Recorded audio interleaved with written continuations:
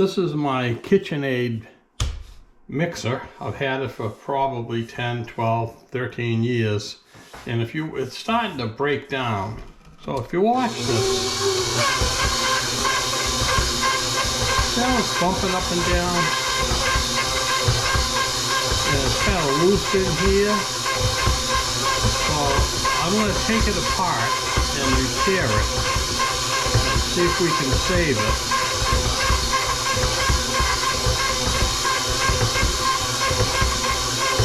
And it's acting up on a small batch of bread flour.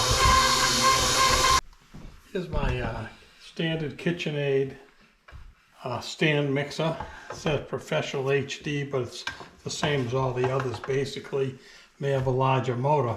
But what you noticed is this head is loose. And before it completely falls off, I want to take it apart and fix it. So the first thing to taking this apart is I see a screw right here. So we're going to start with that one.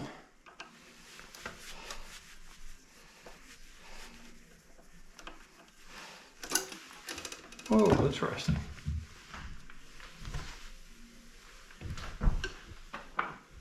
And I'm going to get a little bowl here for the screws so I don't lose anything.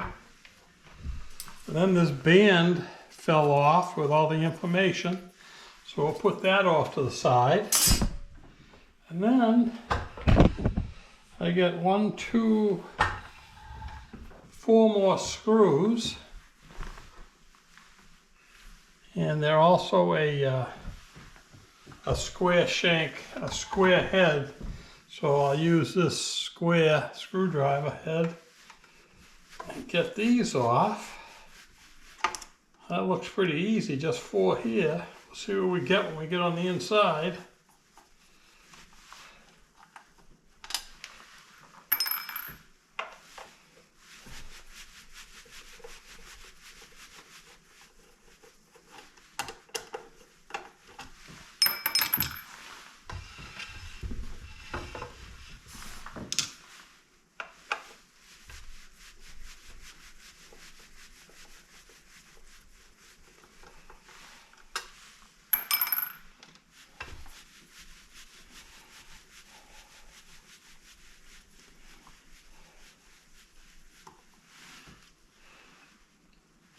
When you're taking this equipment apart for the first time, you got to be careful, because sometimes things are just set in there and you pull something apart and springs fall out.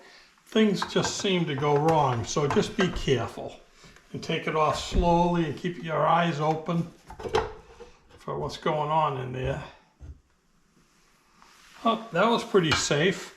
That's just a cover with 4 screws. So that was simple.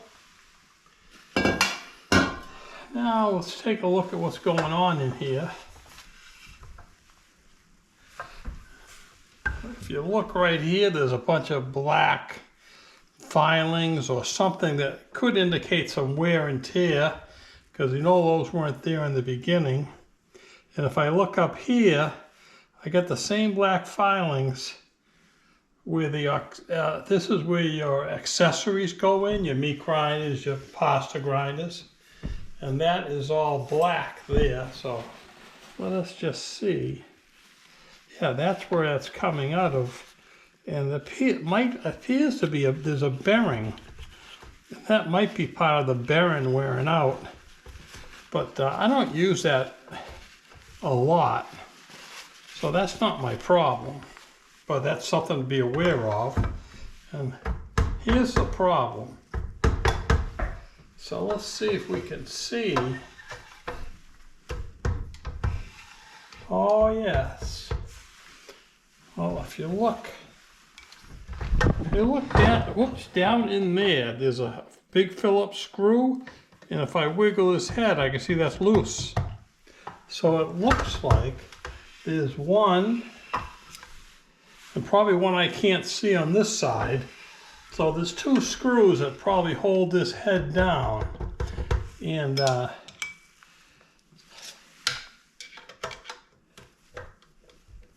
yeah, I tightened that one up a little bit, and it tightened it up, but it certainly won't hold.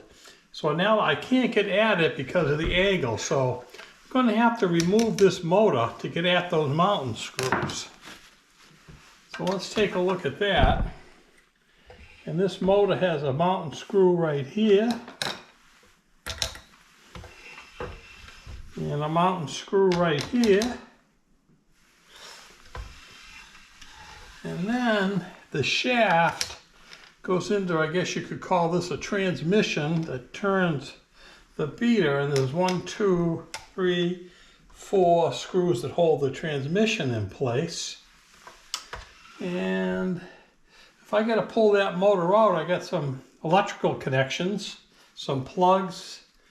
There's 2 wires on this plug, 1 wire on that plug.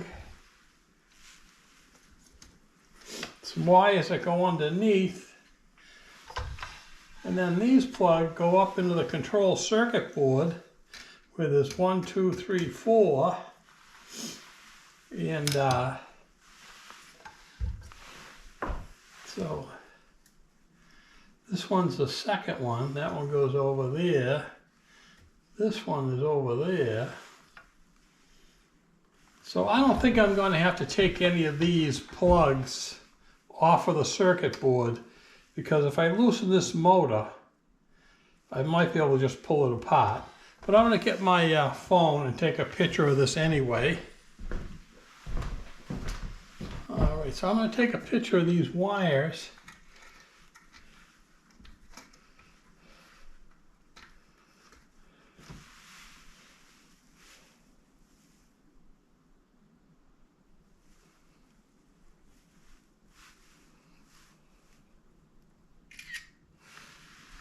Okay, in case I lose it.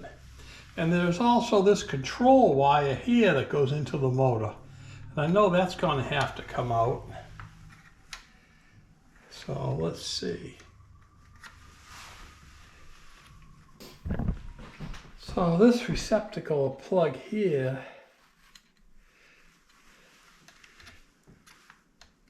if you've ever done this before, there's usually a catch somewhere that you can snaps in place. Trying to undo the snap, but it doesn't seem to want to come out easily. So we don't want to force anything, so we'll try the other side of this thing. There we go. So I got it unplugged from over there. And I'll just take another picture of that, so I know I did that. All right, so let's take off these 4 screws that hold the motor down.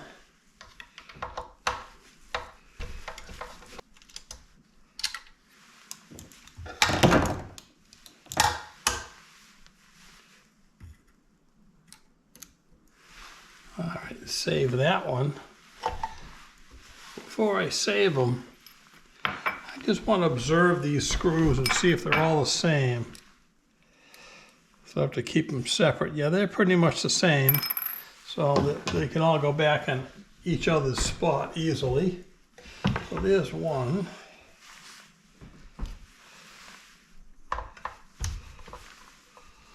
And as I pull them out, I'm feeling how tight they are, so I can tighten them up about the same.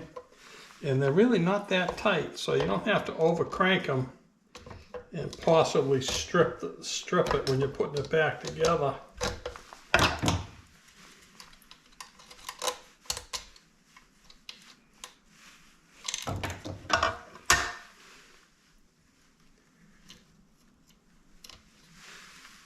Another one. That's 2. Well, let's wiggle it and see what happens with those 2. No, that's pretty tight.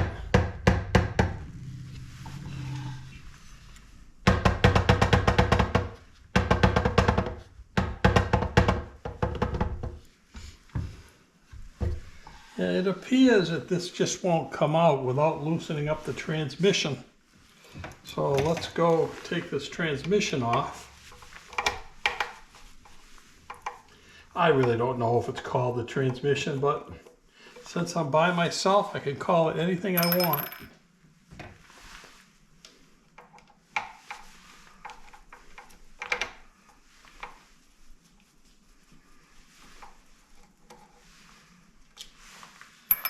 That's 2. It appears there's just 3 screws for the transmission.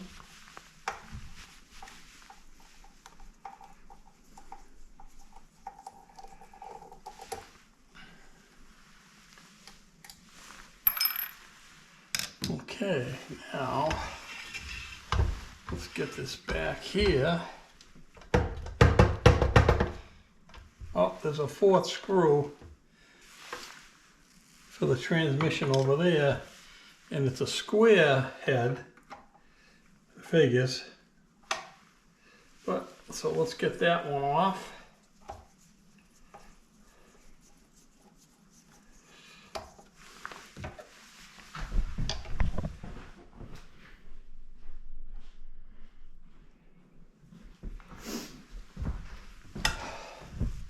So I went out to the shop.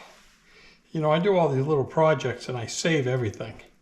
So I just happen to have some lock washers the right size for these screws. So if I put one in,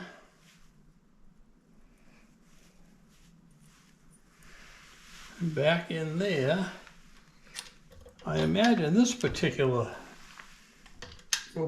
screw situation will be better now than it was before. You get a lot of lock washer on there.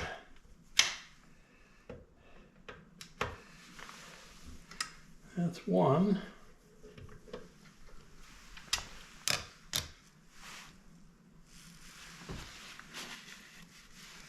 Clean these screws up. A little grease got on them over the years.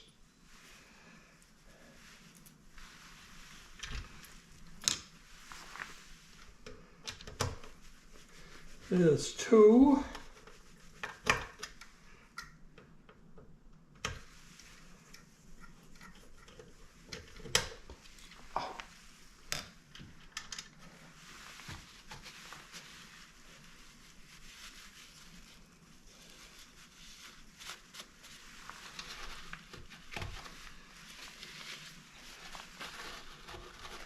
I like to clean things as I go. Here's the 3rd one.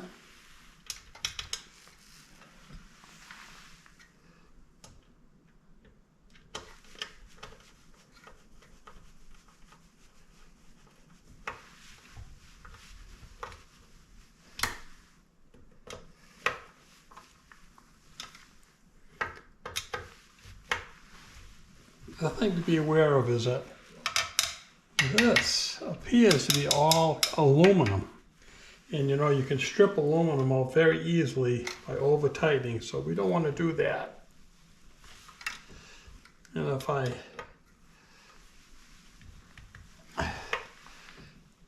the factory probably has a torque specification for the tightness of these screws, but I've been turning screws for years, so I think I got a handle on it.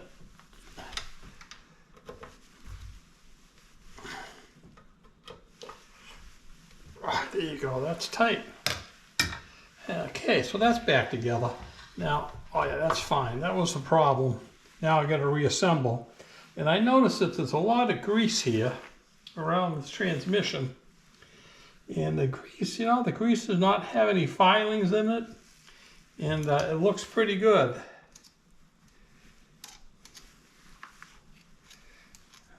So I'll pull some of the grease out of the well. Put it so that the motor picks up that, and I'll just spread it around a little bit.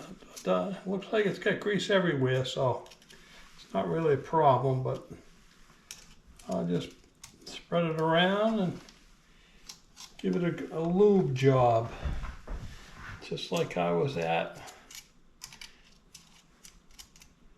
the dealership. All right, I think it really doesn't need much. There's grease everywhere. Okay. So the transmission came off first, and then the motor came off. So you go in the backwards, you put your motor in, and then your transmission this way. So we'll take this motor, and that can go out of the way. and it just sat right in there. And I'm going to turn the motor, and it's caught properly with that gear, so it won't be bound up and it won't strip it out. So that's working out pretty good. Get a little grease on this connector, so I'm going to clean that up and get that plugged back in right away, just so I don't get any more grease on it. There it is. Grease goes everywhere. So that motor is in. So now we take, well, before we get it overly tight, let's put the transmission cover back on, just so that we know everything's gonna fit. And sometimes you have to wiggle, you see, you wiggle the motor, it went down. So now it's just a matter of screws. So, since these screws are all pretty much the same size, that one was there.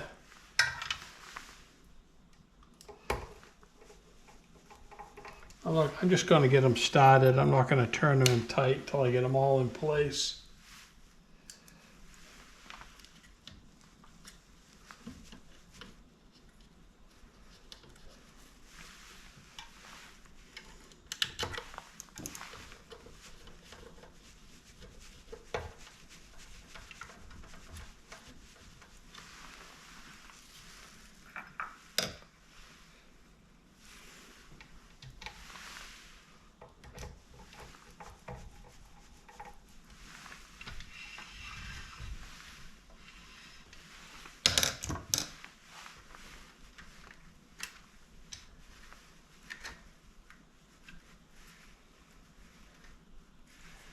Oops. This wire here went over here, and I seem to have got it under the motor.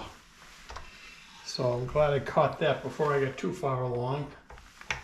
Let's take these back out. Get that wire routed properly.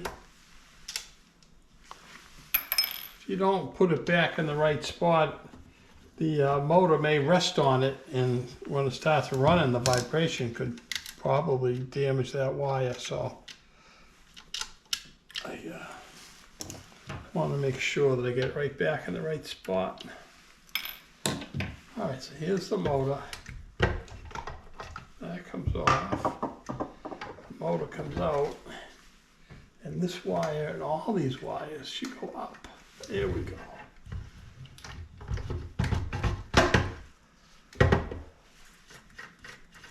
Oh, that's not in right. There we go. This wire went up and over here. This one here could go into that receptacle there. The wires are plugged in and they're not jammed up tight. So that'll work. Now back to putting these screws in again. Oh, transmission cover.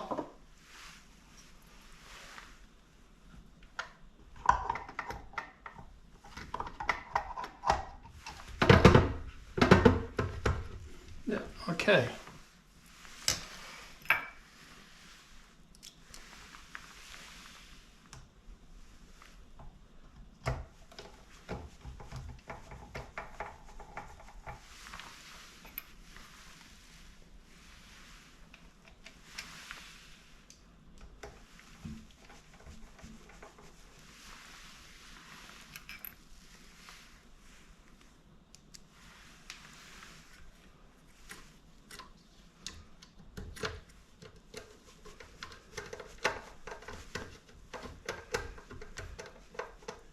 Sometimes these screws don't want to start right, so you go backwards. You feel that the thread go backwards, go up and fall back in place, and then that's, you know, you got it started.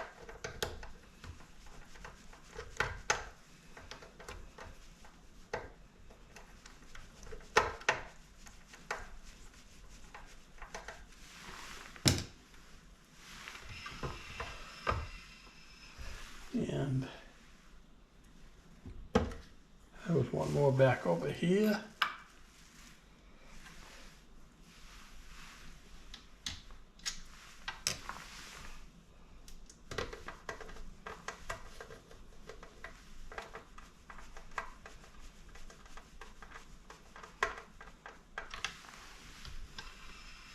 And the transmission cover has another one.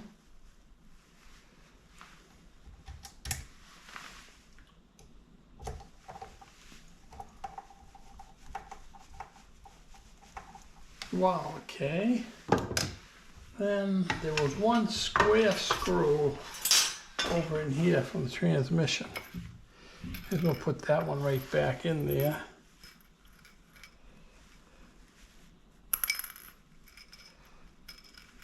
There it is. Put it back in the same hole. Not going to hurt.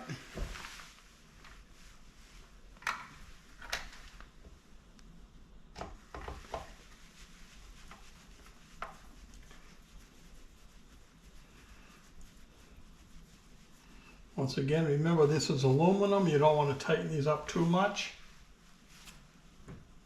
I suppose if you had a torque wrench, you could have seen how much torque was on there when you loosened them up and then put them back with a torque wrench, the same torque. But I don't think this is that crucial. Besides, I have a good handle on it. There's that one.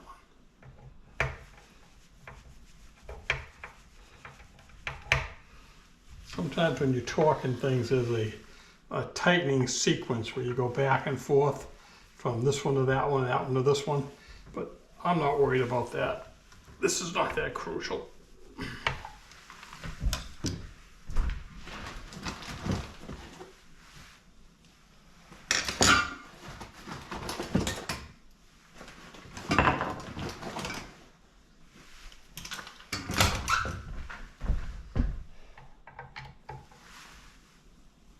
That's better. This screwdriver here, that tip isn't quite right for these screws, so this screwdriver fits better. So I'm going to use that. Here it is, put back together, nice and tight. No bumping around.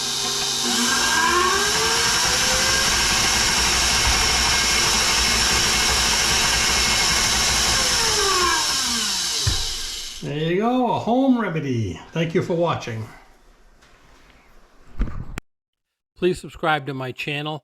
It helps me and also allows you to see my varied content.